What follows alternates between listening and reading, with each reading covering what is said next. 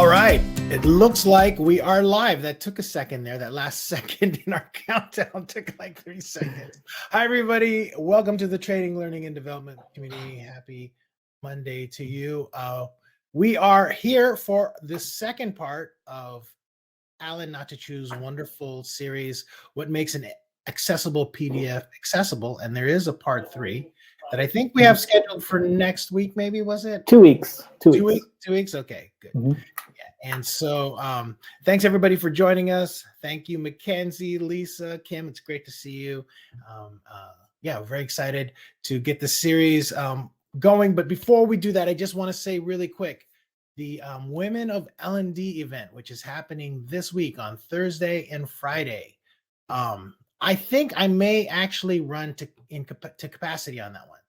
So, because there's so many people registered, there's close to 800. It's getting there. So, if you aren't registered for that one, please register because we may run out of seats. I know it is pretty amazing. I didn't realize that this one was going to be so big, but that says some very, very good things, about the event and the topic and the theme. So, I'm so glad that that we're going to be doing that this week. So keep that in mind. Please make sure you register to that. Go to thetldc.com and you can find a link to that event in a banner that is at the top of the screen. And yeah, all of a sudden there goes all my emails, message. Yeah, it's been super busy lately. So let me quiet things down. I'm going to go ahead and just let Alan take it away. And Alan, if you need anything, I will be hiding backstage. All right. So welcome to part 2. I'm going to share my screen in a moment, but I just want to let you know this one's a little bit more in-depth than the previous video. In the previous video, we learned how to use the reading order tool. We learned some of the basics of what makes a PDF accessible. Now we're going to get into some more finer details. So if you give me a moment, I will share my screen.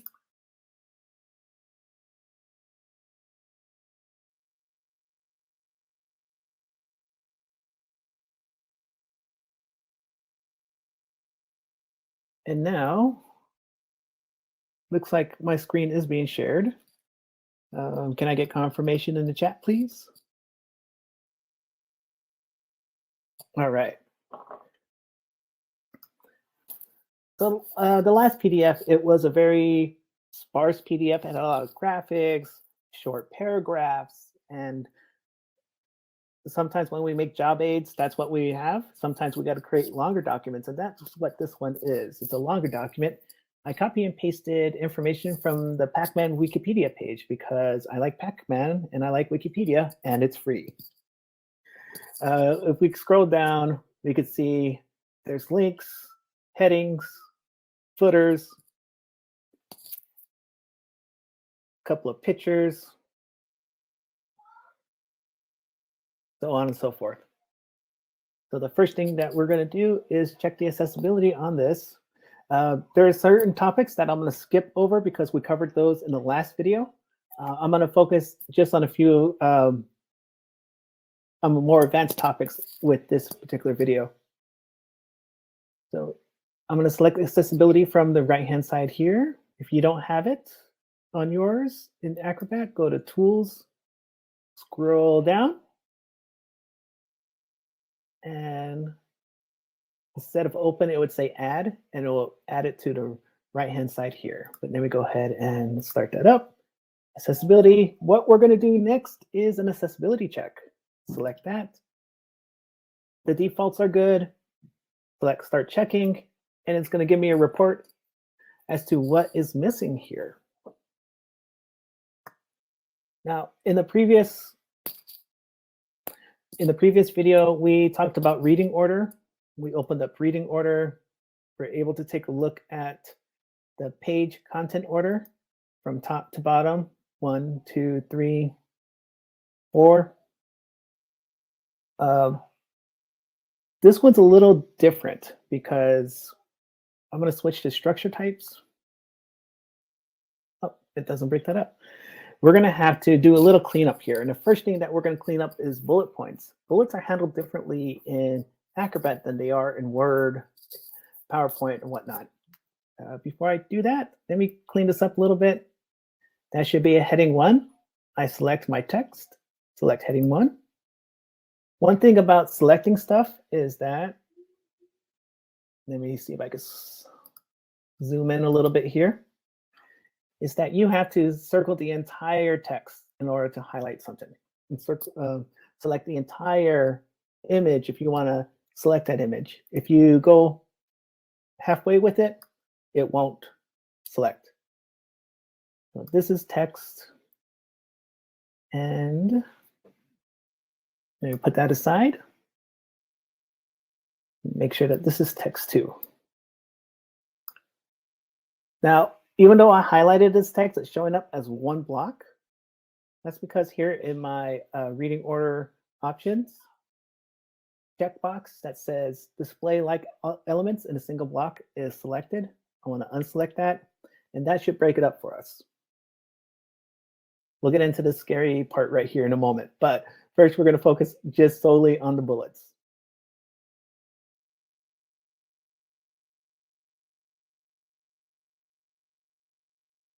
I'm going to highlight this bullet, and I could go into here on the left-hand side to look at the tags.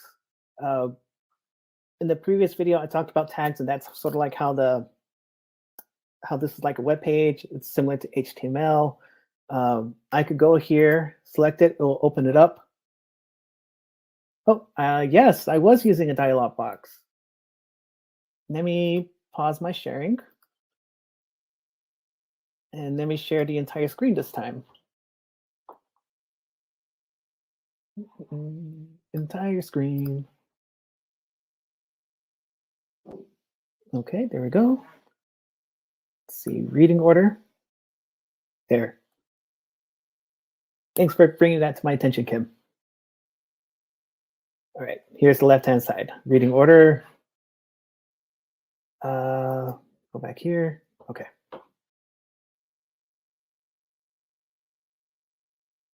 Now I'm going to select this, and I could try to do a couple things. I could try to go through my tags and try to find, okay, where's this located at?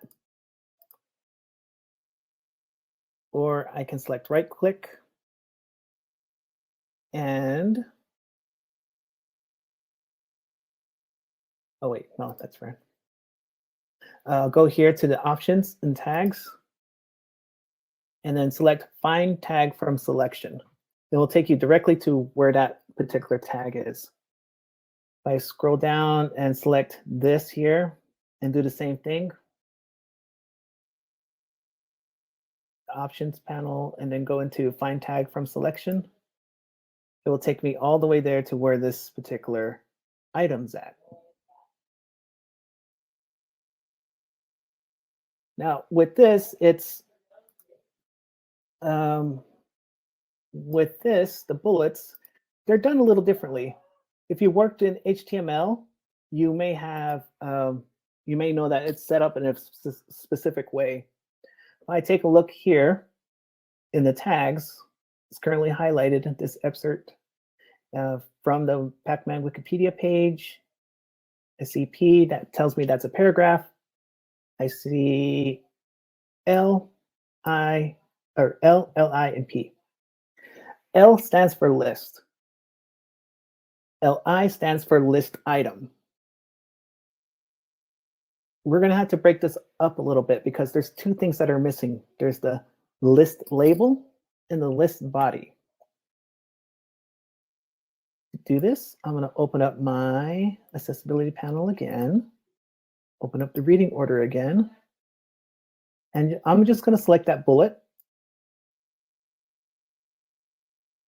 and give that its own paragraph. I'm going to select the text here.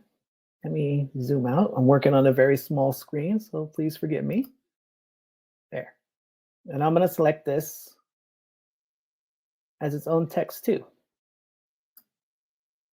As I'm doing that, on the left-hand side in the tags panel, we get to see every time that I create a new tag or a new selection and mark it as text, it creates something new.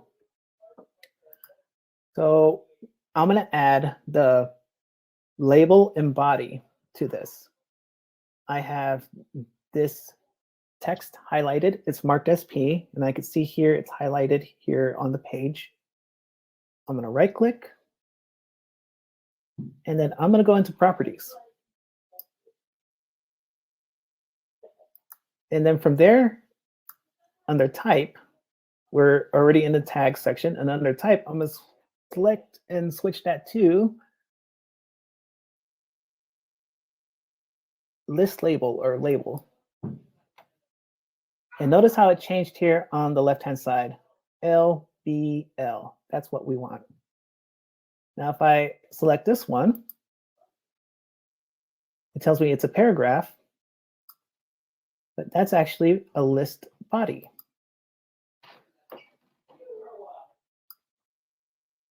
So this is the formula for list.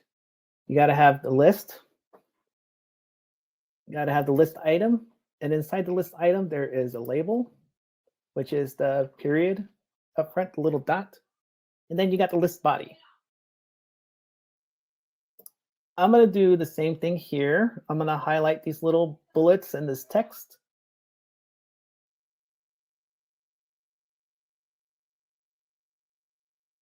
Sorry, I'm going all over the place. Let me minimize this for a moment.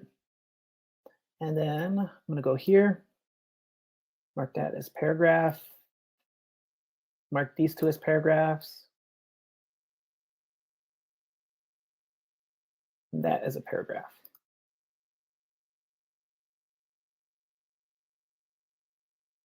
And from here, I'm just going to repeat what I did previously. I'm going to change this into a label by right-clicking on the tag and selecting properties.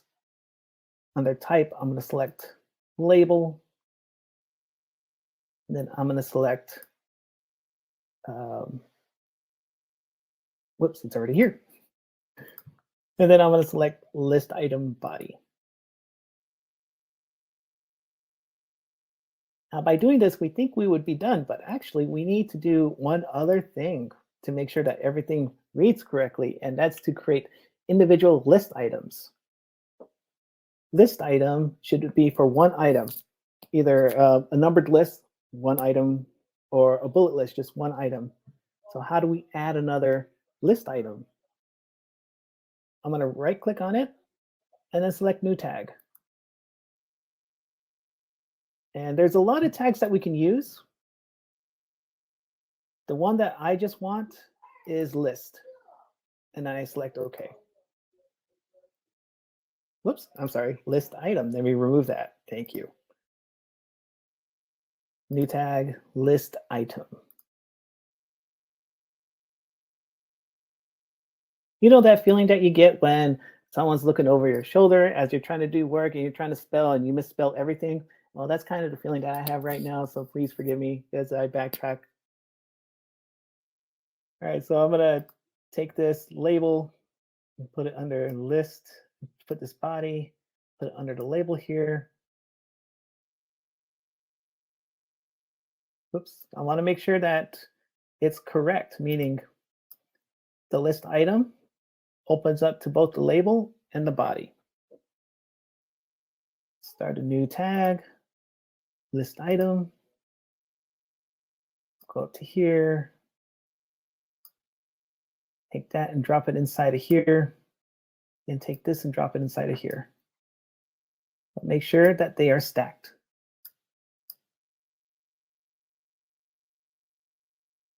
Now, doing the list, I may have messed up the order, so I'm going to select my list, and I'm going to walk the tags, meaning I'm going to select the first one and see where that lands in my document. I select the first one, and the last line's highlighted. You need to change the order of this. I'm going to take this tag and just move it below here, if it will let me. Nope. Okay. Well, instead, I'm going to take the one at the bottom because that's highlighted first, and I'm going to send it up top. Sometimes it's a little tricky to get these little tags in the right order. 1, 2, 3. And it's a little work on our end, but if this is the way that we have to create lists in Acrobat to make them accessible. Now, I'm checking out the chat here because I'm working with 2 windows. Awesome. There's no difference between a bulleted list and a numbered list. It will still be the same, and it will follow the same formula of list, list item, label, and label body. The only difference is with a numbered list, instead of having a little character for a bullet, you would have the number, and then you would put your text or whatever afterwards. Yeah, that is surprising. So you can spend a lot of time cleaning up your PDF to make it accessible if you have a lot of bullets. Close this up a bit. In the previous video, we checked out the reading order by using the reading order tool, reading order panel, and then show order panel, show page contents. Here we go. Show page contents is selected. And we were able to look at this from the top. 1, 2, 3, 4, 5, 6, 7, 8, 9, and a whole lot of stuff here. We are able to clean up this stuff by selecting it and then marking it as text.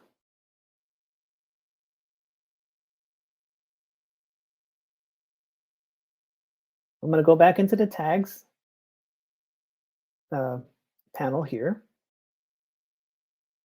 I can see that's H1. I can see that's all text. That's good. See the next one, paragraph. That's good too. But then I also have this note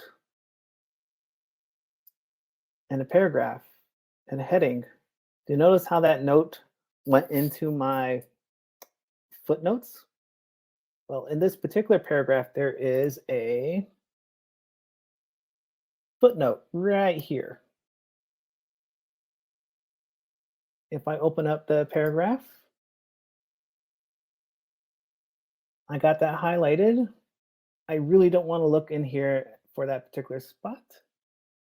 So I am going to open up my reading panel again.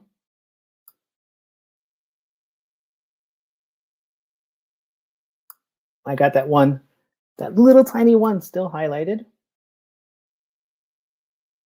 Actually, it doesn't recognize that, so I'm going to do it again. And I'm going to mark this as a reference.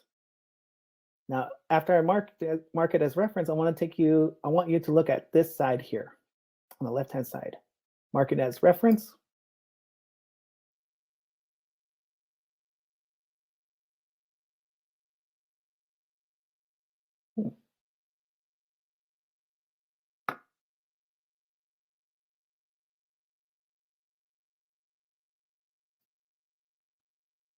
Okay. Now this is the part of the presentation where if something crashes in my technology or if I can't fully explain it properly, I will do an interpretive dance. I've only had to cash that check once.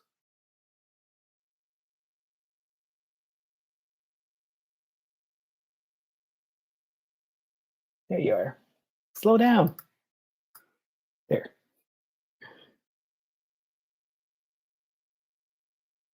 So right here, number 16, paragraph here.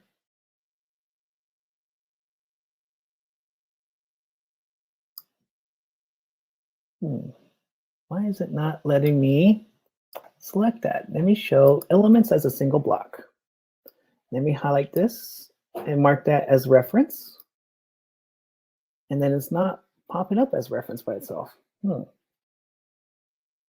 Okay, well, what was supposed to happen was when we mark something as reference, it's supposed to pop up here in the tags panel on the left-hand side. Find tag from selection. There we go. Reference. Now, another reference that we have attached to this is this one right here, number 1. if you're, my mouse is acting funny. Let me use the keyboard trackpad. There. This is the first footnote that's tied to that reference. So I'm going to mark this as reference as well. And how do we combine the two? Well, first, we need to make sure that we are working in the same spot. So let me close this out a little bit. Let me highlight that and label that as heading 1. Let me highlight this paragraph here and label that as text, individual text boxes. That way, this will be easier to navigate. So like elements as a single block.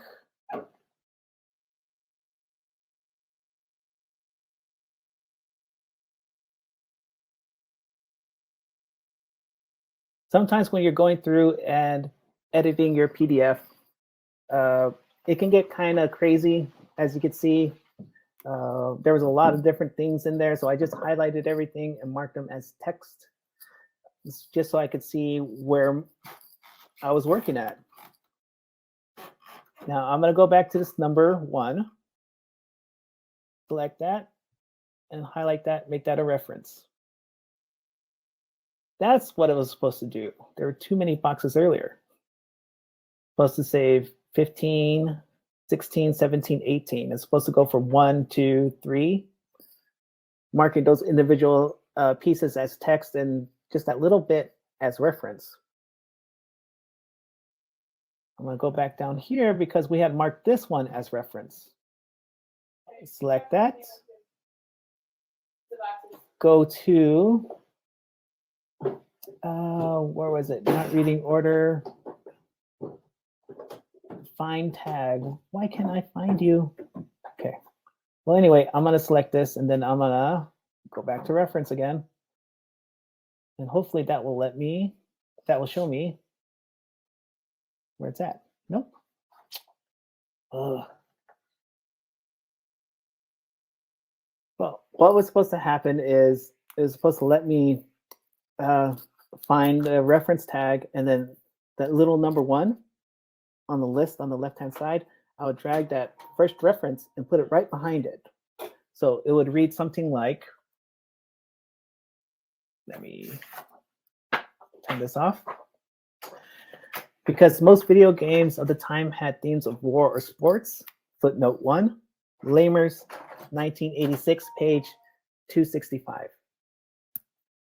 Although the inspiration for Pac-Man character was the image of a pizza with a slice removed, so on and so forth.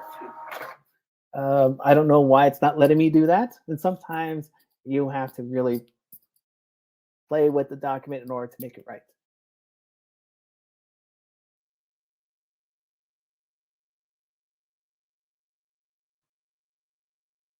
I apologize for that not working as I wanted, but the show must go on.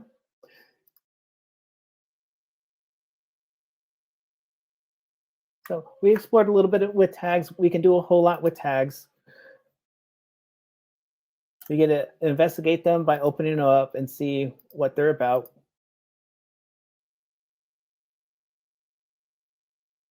But there's another area that I want to show you, and that's the content pane. I'm not seeing it here. So I'm going to go to View, Show Hide, Navigation Panes, and Content. This is something that you should have open. It's going to open up on the left-hand side and show you more of your document. Let me select that. Little file icon on the left-hand side. I select Pac-Man. It says page 1. Annotations. That's all the links in my document. And then I go down and I walk this too.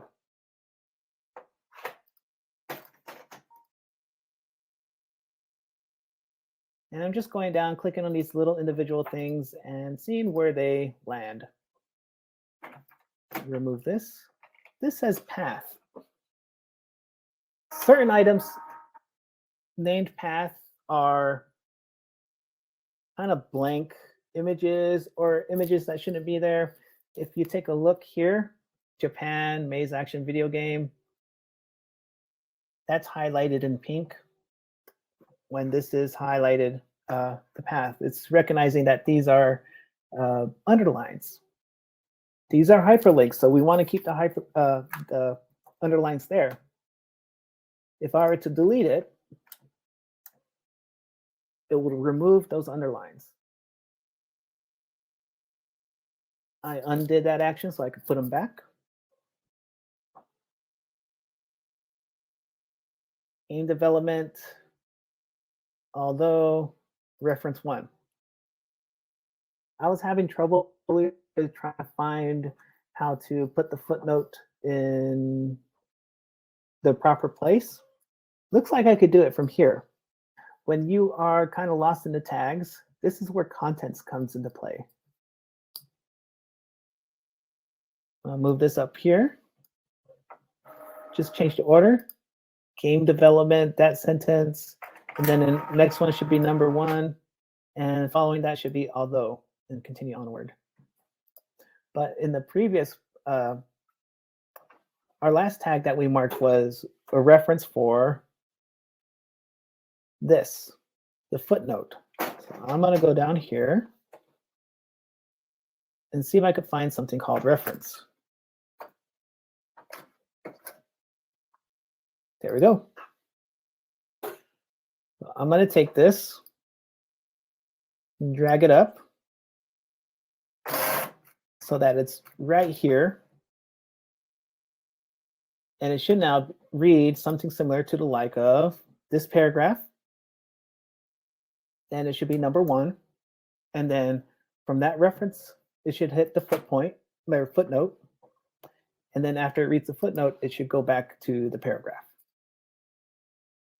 So there's these little itty bitty things that we have to be aware of.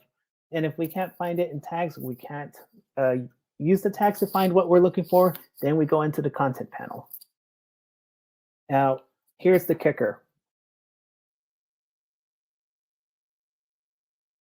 When we are doing this, checking for accessibility, reading order is important. In the last video, we did the reading order and used the touch-up reading order tool.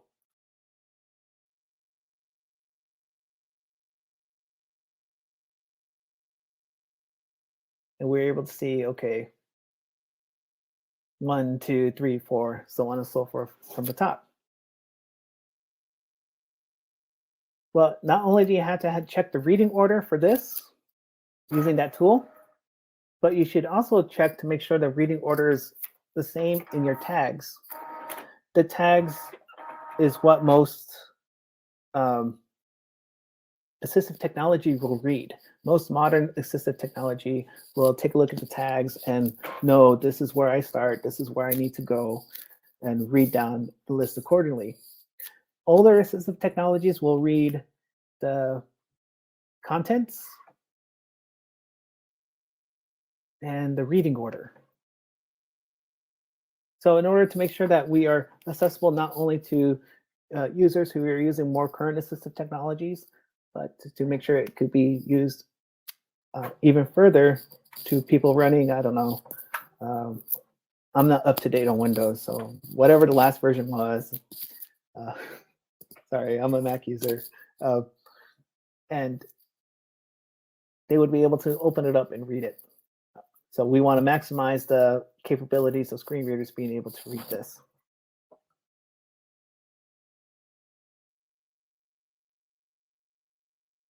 All right, and that was a big part of what I wanted to show you today is just the reading order. This is more advanced because we're digging into the PDF and looking at the little details to make sure that the back end looks nice.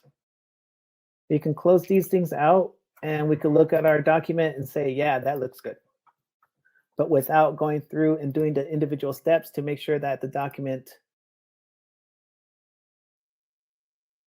is accessible through the tags, through the reading order, and through the content.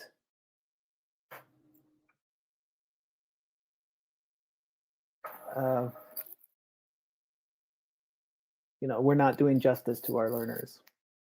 Another thing I wanted to show you was the list, because that one is a unique situation, and we do use lists a lot in our documentation. I wanted to make sure that you had the ability to know where to go and how to correct it. I'm going to stop screen sharing for now, and then I'm going to bring us back and see if we have any questions.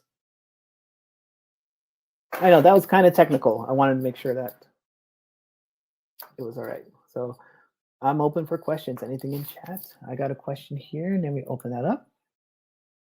How much time do you estimate you spend on a PDF document to make it accessible? That is an excellent question. When you're first starting, it's going to take a while.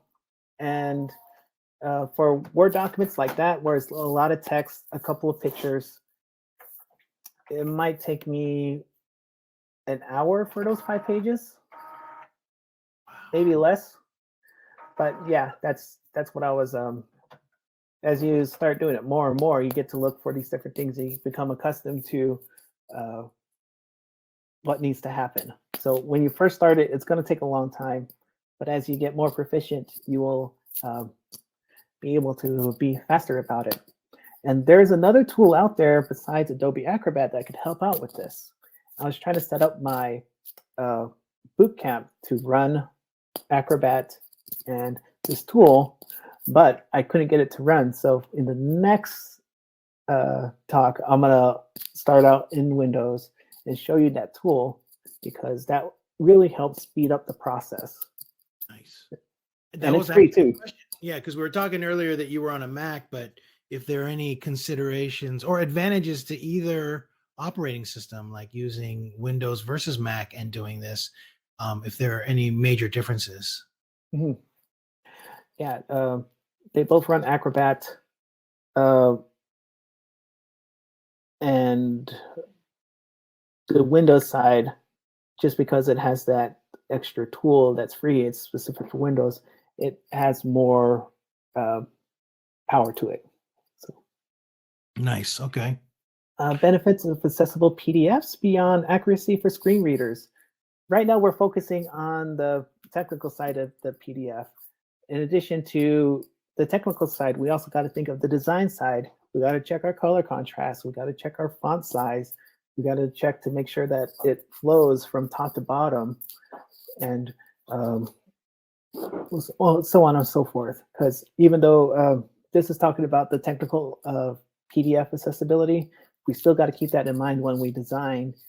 Okay, how is it going to look? How are people going to interpret it? Do my colors blend? Will someone who has color vision and can't see red be able to read my charts? How are we going to be simplified? Can you show us, like, at the end of, say, this project, how a screen reader is going to be interpreting all of this work that you're doing? Yes. Awesome. Cool. Thank you for that one, Mackenzie. Here's one from Kim. Mm-hmm. If you start from Word, are some of those things automatically done for you, or was this Pacman document from Word and not a web page? So this one I cheated. I copied from Wikipedia and pasted it into Word and cleaned it up in Word and did some of the accessibility, like creating the headings, creating the references and whatnot. But because we're moving from Word to Acrobat, there's certain things that do transfer over and certain things that don't transfer over well, like the bullets. Those bullets, we had the framework for it, but it wasn't completed. So we had to go in and clean those up. Interesting. And whenever you're working with accessibility and looking to optimize for screen readers, you want to start with a source document and make that as accessible as possible. Otherwise, you're going to be doing a lot more work in Acrobat, and that could be frustrating. Yeah, I can imagine. I can imagine. Yeah. Very cool. All right. Well, gosh, yeah, there was a lot there. It's it does seem like it's a lot of work, but it's something that is necessary, and I know that this is probably like a topic. I know this is something I'm going to be chasing after personally myself, but is anything like on the AI side of things? Have you heard it like of That's where this tool that I got to look up the name, but it will on the Windows side that really helps out speed up the process. oh yeah. Yeah, we still need to go through and do the human checks, like the colors, does that match the reading order? Is that cool? Otherwise, the AI part of it, the automated part of it, this tool will definitely speed things up. And Yeah, like I forget who it was that mentioned in the comments about like if it were like Photoshop. Oh, there it is, Christina. Photoshop style macros would help simplify this process. Yeah, yeah. Well, cool. And got one more question: faster way to generate the document from Word or HTML? HTML would probably be better, just because that is a standard language, and you do have all the things that you need: headings, text. You have all the code that you can do to make it optimized, and from there you can take it and deliver it on its own. Whereas with Word, you start out as a document and convert to PDF. So if you do have that option, I would try HTML, but then that's another set of accessibility skills that you need to make sure that it flows right. Very similar concept, but there's extra things in the HTML world that you need to know. Thinking about that. Wow. Mm-hmm. Yeah. Sort of like driving stick and driving automatic. Mm-hmm. Mm-hmm. Yeah. Oh, and it looks like oh, that's just a seeing Kim saying, and this is XML based Word. Imagine how awful the old Word would have been. Yeah. Oh, that's totally true. That's totally true. All right. Well, Alan, thank you so much for spending some time with us on a Monday and sharing this part 2 of the series. There's a lot there. I really have to let this one I just have to soak it in a little bit, and I'm gonna have to take a look at it like an Adobe document somewhere in my system and just start to play around with it that way. But yeah, start out with the simple one, just text. Yeah. Before you move on to other things, and you'll be surprised. That's a surprising amount of work. Side question: are you doing anything with ChatGPT? Not yet. I am interested in it. I asked it to build a bio for me, but it kept pulling in the information from my uncles, who are jewelers and really had they're in catalogs and whatnot. The jewelry's in catalogs, and brought in all their information, and it assumed that I was working in the 70s. Yeah. So, and that's from the Native American perspective. There's not a lot of us to talk to ChatGPT and enter that data, so it's more represents us more. Right. No, yeah, that's interesting, isn't it? Because same thing for me. I tried to do something similar and had no clue who I was. I think it said I was a fisherman or something. Which, I'm not. All right. Well, Alan, thank you so much. So we'll see you in a couple weeks. Really appreciate you sharing with us, and everybody. Don't forget about this Thursday and Friday. I don't know. I'm afraid to look at the registration for the event on Thursday and Friday, because I have a feeling it's going to be already over 800 next time I look. So hopefully we'll see everybody there. And with that, I'm going to go ahead and close this out. Thanks a lot, and we'll see you in a couple weeks. Thanks again, Alan.